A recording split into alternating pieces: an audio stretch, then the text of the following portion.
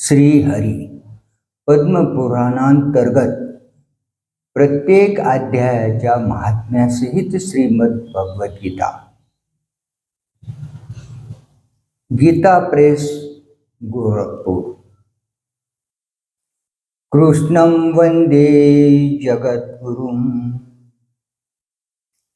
श्री शेषशायी लक्ष्मी नारायण भगवान की जय। गोपाल कृष्ण भगवान की जय। ओम श्री परमात्मने नमः। श्रीमद् भगवद्गीता महात्म्य अध्याय 3। श्री भगवान म्हणाले, प्रिय, जनस्थानात एक जड नावाचा ब्राह्मण होता। तो कौशिक गोत्रातील होता। त्याने ब्राह्मण धर्म सोडून व्यापार करण्याचे ठरवले। पुढे पुढे तो परस्त्रियाशी संबंध ठेवून व्यभिचार करू लागला। तो नेहमी जुगार खेळत असे। दारू पी व शिकार करून प्राणी हत्या करण्यातच त्याचा काळ व्यतीत होई। यामध्ये त्याचे धन संपले। त्यामुळे व्यापारासाठी तो दूर उत्तरेकडे गेला। तेथून पुष्कळ धन मिळून तो घराकडे येऊ लागला। बराच रस्ता पार करून घरी येत असता सूर्यास्त होऊन चोहोकडे अंधार पसरला। तेव्हा त्याने एका झाडाखाली मुक्काम केला। तेथे दरोडेखोरांनी त्याच्यावर हल्ला करून त्याचा प्राण घेतला। तो अधर्माचरण करणारा असल्याने मृत्यूनंतर भयंकर पिशाच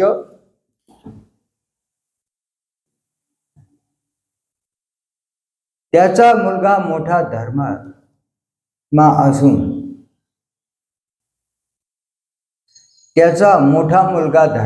असून वेदवेत्ता होता। त्याने वडील गावावरून परत येण्याची बरेच दिवस वाट पाहिली।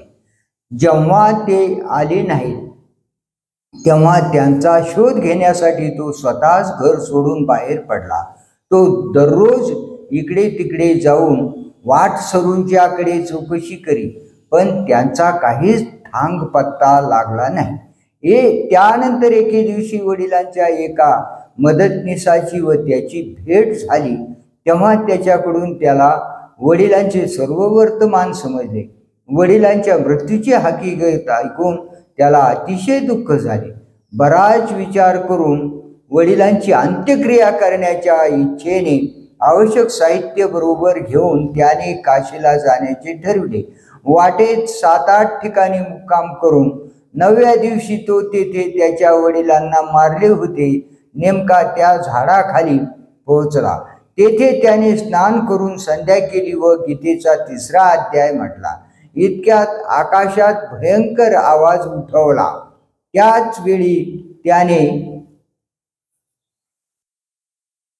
आपल्या वडिलांना भयंकर स्वरूपात पाहिले। तेवढ्यात त्याला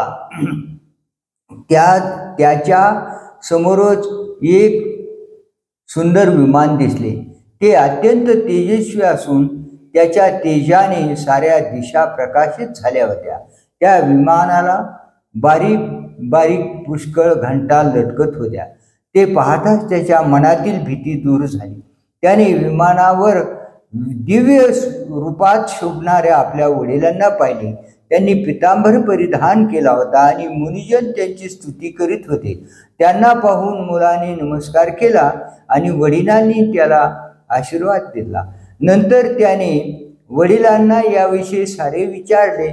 तेव्हा वडिलांनी आपल्या मृत्यूपासूनची सर्व हकीकत त्याला निवेदन करून म्हटले, पुत्रा, सुदैवाने माझ्याजवळ गीतेचा 3रा अध्याय म्हणून तू या शरीराकडून घेतलेल्या व तोडण्यास कठीण अशा कर्मबंधातून माझी सुटका केलीस।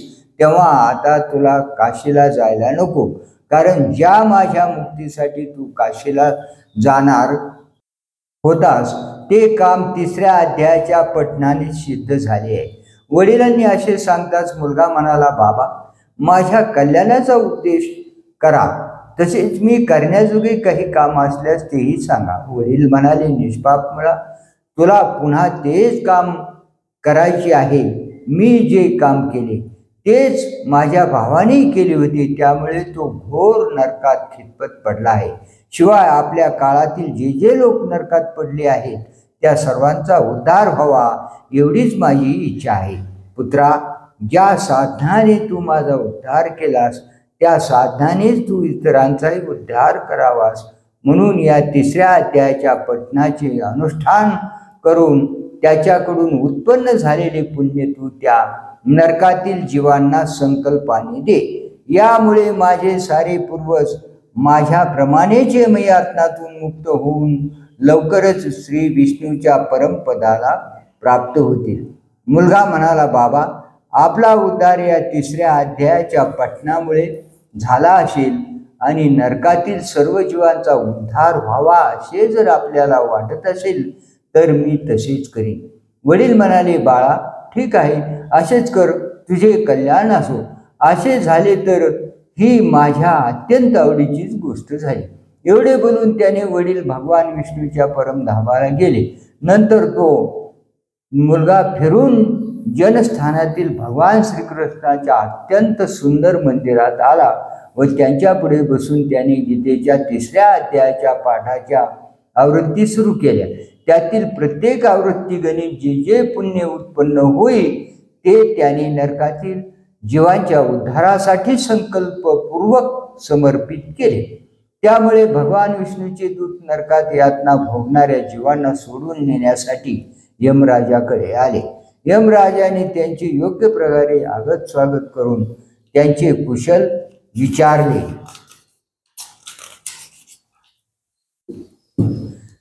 विष्णुदूत म्हणाले, आमचे कुशल काय विचारता, आम्हाला सर्वत्र आनंदी आनंद आहे.